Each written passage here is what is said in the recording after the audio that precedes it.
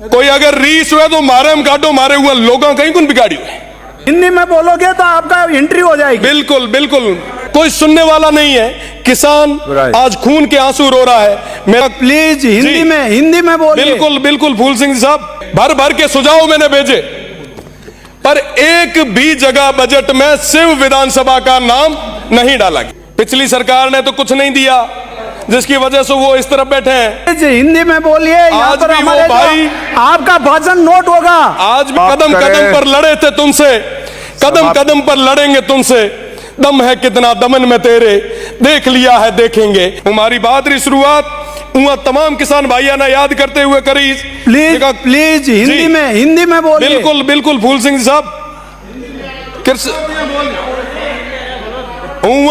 तमाम भाइयों ने याद करते हुए करी जिका ना कहो तो कि साहब कृषि कनेक्शन दे। हाँ आज भी वो भाई प्लीज हिंदी में बोलिए। आज भी वो भाई आपका भाषण नोट होगा। आज भी आपका भाषण नोट होगा।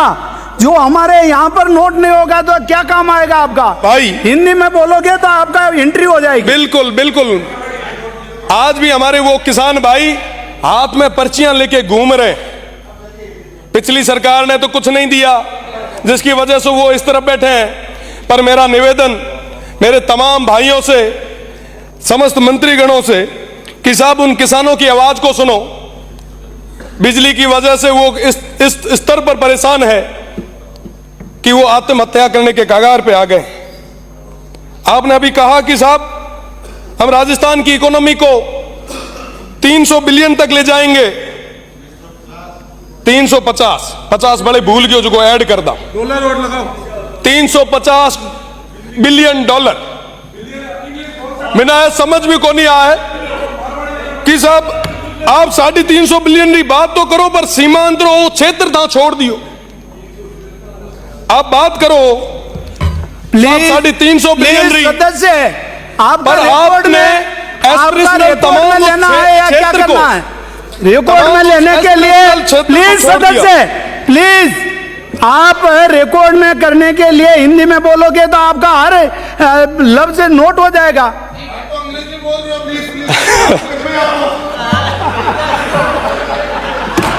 आज भी मेरा क्षेत्र इंदिरा गांधी नहर का वो एक्सटेंशन का इंतजार कर रहा है।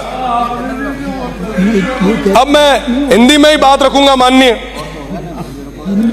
इस बार के बजट में मैंने तमाम वो मांगे रखी, प्रदेश की सरकार के आगे रखी। इन्होंने सुझाव मांगे, भर भर के सुझाव मैंने भेजे, पर एक भी जगह बजट में शिव विधानसभा का नाम नहीं डाला गया। मेरे शिव विधानसभा की तमाम उन जनता ने पूछा, उन भाइयों ने पूछा, उन बुजुर्गों ने पूछा कि साहब क्या हुआ, शिव का नाम क्यों नहीं आया। मैंने कहा साहब यहाँ बड़ो दौर लागो कि यहाँ पे एमपी रो चुनाव लड़े आया। मैं आपसे ही था, मैं कोई और नहीं था, कहीं और से नहीं आया था। कोई अगर रीस हुए तो मारे हम काटो मारे हुए लोगों कहीं कौन बिगाड़ी हुए। इस बजट में आपने सीमांत के उन लोगों को नकार के उनके साथ एक कुठाराघात किया है। हम किसके लिए मांग रहे थे साहब? उन लोगों के लिए जो आजादी के बाद तक अभी तक उन अभावों में जी रहे, पर बदले में उनको क्या मिला? मैं आप सभी से निवेदन करना चाहूंगा, प्रदेश की सरकार से निवेदन करना चाहूंगा, अभावों में जी रहे उन लोगों की ओर आप देखें। देश मजबूत तब होगा, बॉर्डर मजबूत जब होगा जब वो सीमांत के क्षेत्र के लोग वो मजबूत होंगे। उन युवाओं को रोजगार मिलेगा, उन किसान भाइयों को बिजली मिलेगी, चिकित्सा मिलेगी। पर साहब आज के समय में कोई बात करने के लिए कोई तैयार नहीं साहब। कोई भी अगर बात है, कोई भी चीज है, आप हमसे करें। ये हो गया इनका। उन सीमांत के लोगों को किसी भी चीज की कोई सजा ना दे। खत्म हो गया।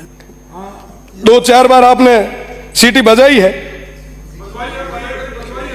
मेरा निवेदन कि एसडीजी गोल पे काम करने का समय आया है। मैं आपसे निवेदन करना चाहूंगा कि आने वाले समय में उन सीमांत के लोगों का विशेष ध्यान रखें। साथ ही साथ शिक्षा और चिकित्सा में हालात बद से बदतर होते जा रहे हैं। सारी सीटें खाली पड़ी है। पानी की कमी इस स्तर पे है कि जो नर्मदा स्कीम 2017 में पूरी होनी थी वो अभी तक पेंडिंग चल रही है। जल जीवन मिशन की अगर मैं बात करूं तो जल जीवन मिशन अभी तक धरातल तक पहुंच ही नहीं पाया है, काम आधा अधूरा है, कोई मॉनिटरिंग किसी स्तर की नहीं है। भ्रष्टाचार की अगर मैं बात करूं तो गडरा ब्लॉक की अगर मैं बात करूं, सिर्फ एक गडरा ब्लॉक जो सीमांत का आखिरी ब्लॉक है, वहां पे डिस्कॉम में INJN से लेके नीचे स्टोर कीपर तक सब भ्रष्टाचार में लिप्त है, कोई सुनने वाला नहीं है। किसान आज खून के आंसू रो रहा है। मेरा निवेदन है कि उस गडरा ब्लॉक में जो कहीं ना कहीं सीमांत क्षेत्र पे है वहां पे एक बस स्टैंड की जरूरत थी। मैंने कई बार आपकी सरकार से निवेदन किया कि वो देश का आखिरी बस स्टैंड है, आप बनवाएं। छोटी छोटी चीजें हमारे वो जो लोग हैं वो मांग रहे थे, पर आप वर्तमान के इस बजट में दे नहीं पाए।